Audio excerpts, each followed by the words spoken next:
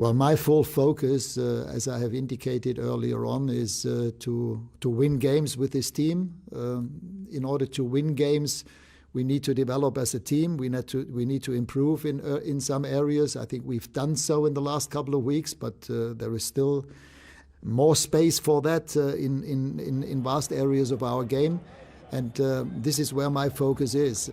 It's about our team. It's about getting points. We are in a position where every single game is of great importance, and where we need to make sure that we get the maximum amount of points out of it. And this is the most important part. Well, I think our idea is to try and sort of challenge those top four teams. You know, we don't necessarily see ourselves quite there yet, but we think that we want to try and challenge them. We want to try and have a good go at trying to hang in. We missed out last year by 2 points, so the challenge to the players was, can we get those extra 2 points, which might make it. But let's be fair, the level of competition for those spots are very strong. It's been over recent years, it's been quite a regular group of teams who are in there. Maybe the likes of Leicester and Tottenham at different times as well doing it. So I've got to say it's not an easy group to break into, but we're going to try and keep hanging in there and see where we end up. It's another good game to look forward to this weekend, which Sam, you pointed out a little bit earlier on. That chase for top four is looking rather exciting, and this could be a game that really makes a difference for that. Manchester United got an important win in the week, Ashley, over Brentford. But according to the critics, they still failed to impress. What did you make of the performance? It wasn't dominant over the 90 minutes. I feel that Brentford had a lot of chances and Manchester United rode their luck a little bit. At the end of the day, they got the win. And I feel that we should be talking about that. And it feels like, you know, speaking to Sam before, and it was like we're always speaking of something negative with Manchester United. They won a game against a good team, Brentford, a difficult team to play against. They won the game. They scored 3 goals. And we should be talking about those things. But yet again, we're talking about Ronaldo being subbed off or you know, just it's always something with them. I think that they haven't done bad, you know, with Ralf Rangnick, and he can't get it right straight away. There was in a position where, with Ole Gunnar Solskjaer, where it wasn't great. It was difficult. I think that it didn't look right. It was disjointed. I feel like he's done okay. He's kind of put it back together a little bit. It's going to take a lot longer. You know, good win against Brentford, against a team that they would be expected to beat, but they have to go and win. Scored 3 goals, and I think it was good enough. You're not going to always go and dominate. They're not the Manchester United of 10 years ago. They're not going to go and dominate every game. So for them to win the game should be enough now, really. But when you look at that, just the one defeat under Rangnick in all competitions, Sam. So why is it that Ashley very rightly pointed out there still seems to be this negativity around it? Is it working? Is there an identity? What is that about? Is it just because it's Manchester United? Yeah, loads of things. I mean, partly in the media, like Ashley said, I think, you know, they win the game and go, we like to moan, don't we? Yeah, is United beating Brentford good enough to talk about for a couple of days? No, but Ronaldo going off is. And last week it was Rashford after the FA Cup game when United played.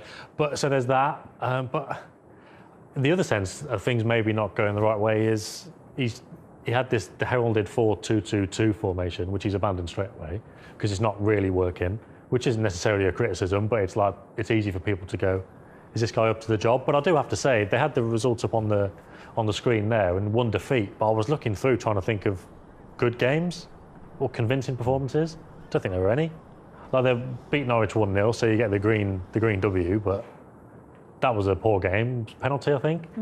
The Palace game, the first one, kind of similar. The Brentford game, as Ashley said, if Brentford had taken their chances, you'd be talking about another really bad performance on the back of the Villa one. They haven't really convinced, and it's not necessarily a slight against the manager, because I think he's got an unenviable task, really. But I think that's why, because not necessarily that all the other teams around them are convincing, because Chelsea aren't really, Tottenham aren't very consistent, Arsenal aren't very consistent, only City are.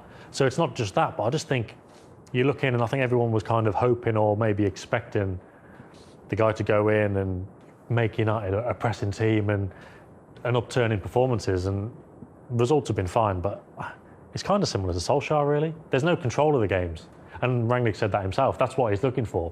They've not really had that. I think because of that, and because it's such a big footballing story, when it's Manchester United, they've been looked at under a microscope. So every little thing, Farah, people are picking at, trying to figure out what's going wrong, what's going right, what's the reason for that. And that's why we talk about things like Ronaldo. He looked unhappy at being substituted in the game midweek. What did you make of that? Can we read more into it? Is it just a sign of frustration? Yeah, I mean, I definitely think it's a sign of frustration. Look, he's a serial winner. And all Ronaldo knows is how to win games and be amongst teams that are winning. I think when you think back to when Ronaldo had his first time at Man United, he went there with big players where Man United was a massive club. They still are a massive club, but they were a massive club that were winning trophies. He's come back to a Man United team that haven't won a trophy in I don't know how long. And I think that he can see the mentality with the young players that are coming through isn't quite what it was when he went there as a younger player. And he finds that really frustrating. He's trying to pass, you've heard him speak in interviews, how the younger players take on information now. It's different to how he did. When Giggsy was telling him when he was there, look, you do this, that and the other, him as a young player, knowing Ryan Giggs had achieved what he had, he was listening and trying to then deliver that. When he's going back to United now as somebody that's won everything, and trying to give that information to these younger players, and they don't quite take it in the way that he perceived it when he was a younger player. He's frustrated with that. He wants to win games, and this Man United team, I'm not sure that the players that are there have quite got that same winning mentality that he has and that the club expects. The funny thing about that is, though, because I completely get it, but you talk about like Scholes and Giggs and Keane or whatever, but is he the same type of influence as Scholes and Keane and Giggs were? Like, you can talk about the young players not having the right mentality, which is quite possibly the case, probably the case. But is Ronaldo the same kind of guy that you'd want to learn from in the same way that, obviously there are things you can learn, but in terms of how he puts it across, maybe, he's probably less, I don't know if constructive is the right word, but do you know what I mean? No, I know what you're saying. I don't know if Ash, you can jump in, but I know as a young player, though, like I'm old now, 38, so you think back to when I was coming through, even in the women's game through, this generation of young players, and I've been there with them, I've only just retired from the game, I know what they're like. Spoon-fed is probably the wrong word, but they're not brought up the way we were brought up.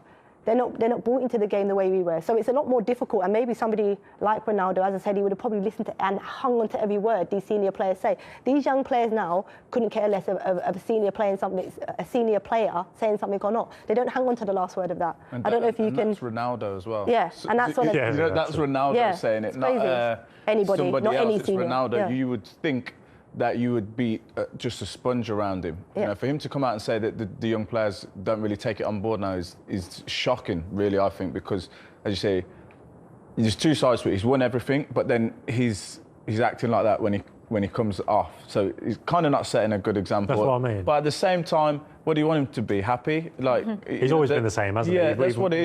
Whichever club he's been it comes with the territory with Ronaldo. So I get what he's saying. And as a manager, you never want, we might be sitting here saying his body language looks like he doesn't care. He definitely does care. You know, he wants to be out there, even at his age, and he wants to score goals. There was winning, he wanted to get on the score sheet himself, which you can't knock that. The thing that, the manager's probably saying to him is, can you not show that visually to the rest of the world, because we don't need that kind of attention on us all the time. But fair play, because you want to be out there and you want to score goals and you're trying to set a good example, but there's probably a better way to do it. We say all that, and it was 3 youngsters who scored the goals in the game midweek as well, Rashford, Greenwood and Elanga. But anyway, let's talk about the West Ham side of things, because they currently sit above Manchester United in the table. So this is a real opportunity to go there and make a statement, Sam. It is, and I think not necessarily the one thing that's been letting them down, because I think a lot of the teams, well, all the teams who are hoping to get in the top 4, whether it's Tottenham, Arsenal or West Ham, they're all inconsistent. So that's fine, you kind of take that as read. But I remember last season when West Ham were on a good run, they went to United and just didn't really put up much of a fight, and it was really disappointing. I know that has been the case in some other big games as well. But I don't know, this time you just think, for me, it still feels like United are there for the taking, and West Ham, they've got a bit of a bounce again. I know that Leeds game didn't go their way, but it could have. Yeah. It was just one of those games that happens in the Premier League. That's the inconsistency you're going to get. But look at that; those results are all right. I think the performances have been there as well, unlike United. So it is a really big opportunity for them, and you just hope for their sake that they go there this time and actually believe that they can do it, because that's not always been the case. Well, it's something that David Moyes hasn't done. He's not beaten Manchester United at Old Trafford as the West Ham boss. So how much would it mean to him personally as well? Yeah, I don't care what anyone says. If you go back to your old club, you want to win. don't you? You'll play it down all week and you'll say, this club means a lot to me, or it's not personal, but it is. He'll want to win there. Just like any manager or player going to Old Trafford would want to win. It's a big game for him. It's a big game for West Ham. I think West Ham have been excellent for 2 years, unbelievable. But if you really want to be critical, you're looking at them now to say, okay, can you do what you do against some of the other teams, against Manchester United away? Can you, impose your game upon a team, with all these stars in? And okay, maybe Manchester United aren't, dominating games themselves, but for West Ham, you want consistency and you want them to go and impose themselves against difficult opposition. And I think that's the way that they take the next step, because they've done unbelievable. And I think we've all looked. I personally have when's it going to stop? When's their momentum going to run out? And it hasn't really. Even last season, they've done well this season. But I just think for them to really, make themselves a player up there, they've got to go to games like this and play their game and win the game. Well, a player who's been key to West Ham's form this season, Jarrod Bowen, 6 goals, 7 assists. He is consistent.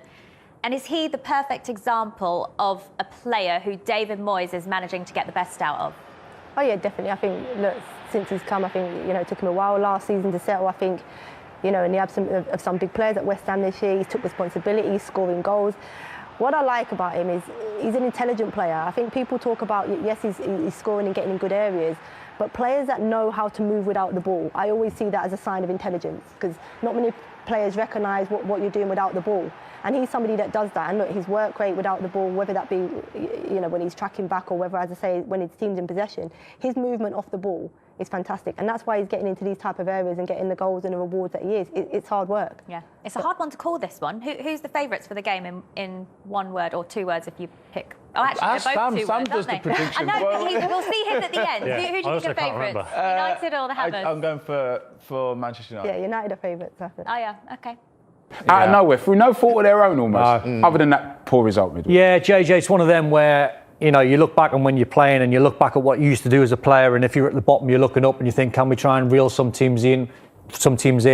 When you're in a position where West Ham are at the moment, whose form's still pretty good, I think they've only lost, 1 in 4, you're starting to look behind you.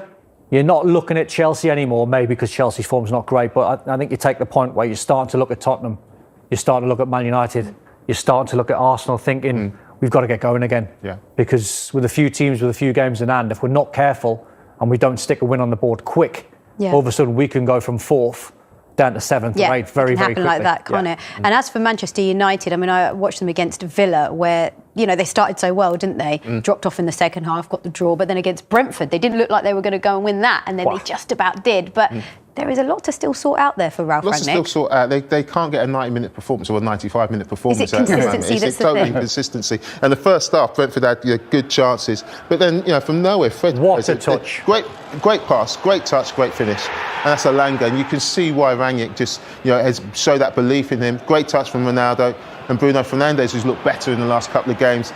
Greenwood does well early on in the season with the run offside, but he does well to hold his run and stick it in the back of the net. And then Rashford comes off the bench, and I think this was a really good day for Man United and Man United fans, because these are 3 players from the academy, 3 young players who everybody's been saying, oh, maybe their attitude isn't right, they can't get on with each other. But these are 3 players who are the future of Man United. And so all of a sudden, hopefully that's a big goal for him. Hopefully that's a big goal for him. Do you think that could spark his campaign into gear a bit? I think any young player at times seems you tend to struggle. You have a little period where you've got a lot going on and you can't quite get your performances. You can't get them consistently over a period of time, and you find your way being in the side, out the side, and you lost a little bit of form. Look at Raheem Sterling, for example, at the start of the season. Yeah. Question whether he can get in Pep's 11. All of a sudden, you look in the mirror, you do some hard work, you graft hard, you score goals like you scored there. Get the smile back on your face, your confidence comes back, you can get back into that 11. Who is most likely, do you think, to finish in the top 4? It's the easiest question to answer. It's a good question. I've been answering for a while. It's an easy question to ask. Yeah, exactly. That's why you're answering. My take on it is, shoot me down. West Ham have got the best team spirit. Tottenham have got the best manager, the best group of kids. And Man United are Man United with... Great answer. No, because no one's got a clue. You're giving us 4 answers. Yeah. Well, exactly, because there's 4 horses in it. Can I just remind you of one thing? Can I just remind them of one thing? What's that? You're paid to sit here and give us answers. Yeah, exactly. But I thought Sometimes- that was really good. That was really good. Sometimes a wise man said, if you get paid to give an answer, do not give it. That was really that was deep. Good for you. But, Beautiful, Don. the last thing I thought you were going to say though about West Ham having the best team spirit, was it Tottenham got the best manager? Tottenham best manager. And what's Arsenal the- kids. West Ham Arsenal team. best kids. Man United got the best players.